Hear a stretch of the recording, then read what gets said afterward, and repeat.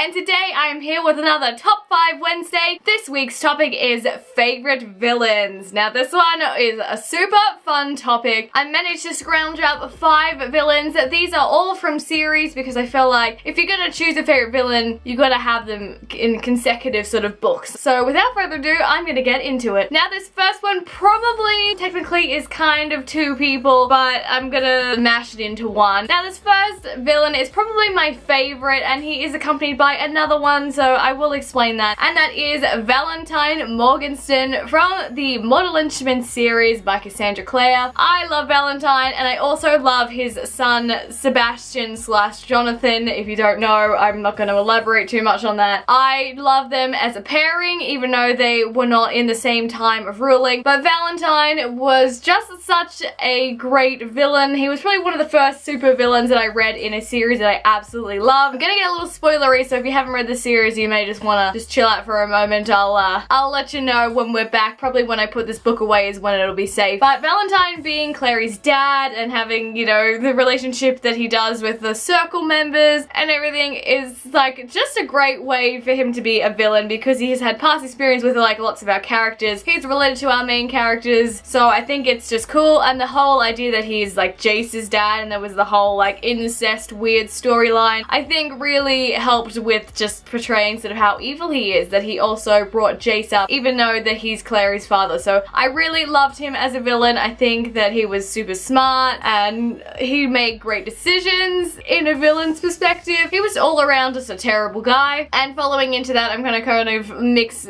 Sebastian into this one too. I thought that he was like an evil piece of he is like probably the worst, one of the worst villains that I've read. He's just like a terrible human being. But overall, the Morgenstern men are probably some of my favorite villains because they were some of my first villains. For book 2, we have a very interesting villain, and that is Lavanna from the Lunar Chronicles series by Marissa Meyer. Now this is her own novella sort of story that we get about her past. Very interesting thing that we have, because we're getting a lot of background for she was a villain or why she is a villain today, and I think that's what makes her super interesting, and I really like her for that aspect. I think that she is a really quite terrible evil person, but to have the backstories that we do really is trying to not justify why she's that way, but like we just get to see more into her villainous behavior before she is in our actual Lunar Chronicles series. We understand more in sort of her head as to why she does these things and how it all started. So I really like Lavanna, even though I kind of obviously really hate her. Marissa adding this to the series really made you appreciate and love Lavanna more as a villain and sort of make you feel a bit sorry for her. For book 3,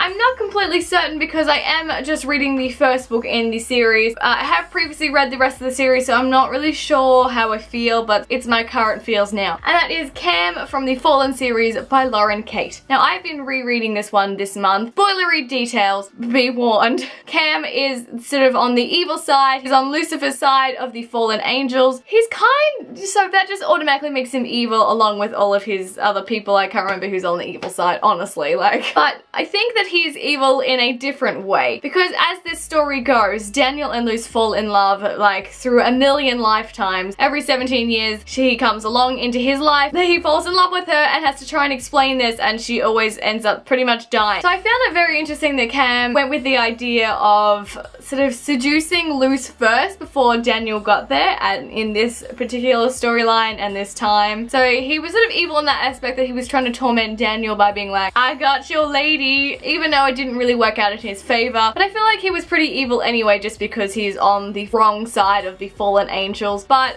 it was more like sort of a psychological sort of warfare evilness. So I don't know, I thought this was such an interesting addition that I really wanted to add to this list. Now book 4, this one was sort of a bit of a chuck-in because I wasn't really certain what I wanted to talk about this character, so I'm just gonna go ahead and give it a go. I'm talking about the Darkling from the Grisha trilogy by Leigh Bardugo. Now I think everyone is going to talk about the Darkling because he was obviously our villain in this storyline, but I think you sort of felt a little bit compassion and you kind of wanted Alina to end up with him at the same time. He was sort of like dark and mysterious, but also like quite a terrible person. Like he wanted to bring back all the horrible evil animals that were in the Unsea, which is like this weird place that's within Ravka. He was sort of quite loving towards Alina. I can't super remember the detail. He's a very interesting character and I wish we could find out more about him. I'm hoping that she might write another series that includes him, maybe in his early years, and also what made us really love him at the same time as we hated him. Like, why did we want to ship him and Alina? Why did we feel that way when he's like the terrible person in this series? So I think that the Darkling is a very interesting villain for this storyline. And lastly, for book 5, I'm going with more of a sort of anti-hero rather than villain, and I will explain that. And that is Leigh Bardugo's other series, the Six of Crow duology. This series is everything to me. I fell in love with it as soon as I read the first one. But technically Kaz, who is the character I'm choosing, is kind of a villain in his own way. We obviously have other villains like Pekka Rollins and Jan Van Eyck. They're technically our villains in this, but at the same time, Kaz is no hero. Like, he will do what he wants. He will screw over people for what he wants. So he's kind of, yeah, as I said, an anti-hero more so than villain. But I feel like I wanted to add this one because he is quite the evil person sometimes. He takes what he wants, he deceives and lies to people all the time, and then like pulls his elaborate plans out of nowhere. I feel like, you know, when he cuts people off, like he wouldn't let an edge into his life. So in a way, he's more, again, like a sort of a psychological evil than like full on, like, you know, spreading his evil throughout the lands like some of the other villains. It can't go without saying that he is our hero in the story because he's not really our hero. I guess none of our protagonists, if you can call them that, are really heroes in this story.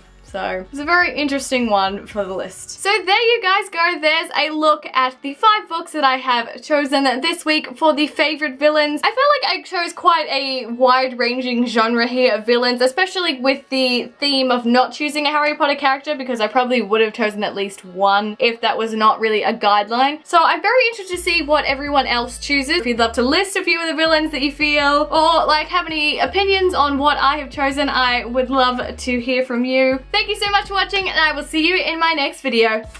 Bye! Talk about... Okay, book 4 is The Shadow of... oh no.